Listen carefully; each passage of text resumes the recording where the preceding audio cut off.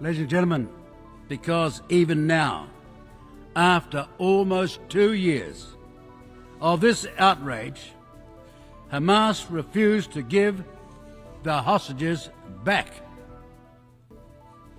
And then, like over 150 countries before it, New Zealand's recognition of Palestinian statehood now would serve as little more than an existential act of defiance against an unalterable state of affairs. We are not ready to make that gesture. A breakthrough that would show global leadership. Rather, the New Zealand government believes that it has one opportunity to recognise Palestinian statehood, and it would make better sense to do so when conditions offer greater prospects for peace and negotiation than at present.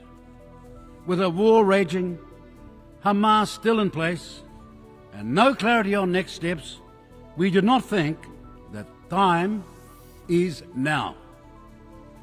We have, ever since the October 7 attacks, repeatedly demanded a ceasefire, the release of the remaining hostages, and for Israel to allow vital aid to flow into Gaza. That is where our focus remains. As a small state, wants the United Nations to carry out bold reforms, but if they do covet peace, and when we see action, not in the form of rhetoric, but of agreements, and when statehood emerges, then institutions to support it, New Zealand will then recognise Palestinian statehood. Displacement and famine will create further intergenerational cycles of violence. Indeed, what we have observed since partners' pronouncements reveals that recognising Palestine now will likely prove counterproductive.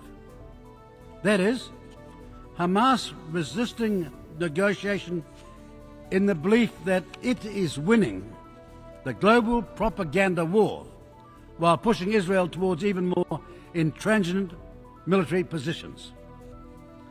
Recognition at this time, we also think, is open to political manipulation by both Hamas and Israel. Hamas will seek to portray our recognition of Palestine as a victory, as they have already done in response to partner announcements, and displaced from their homes. In Myanmar, thank you. Muchas gracias al ministro. I thank the Minister for Foreign Affairs of New Zealand. I now give...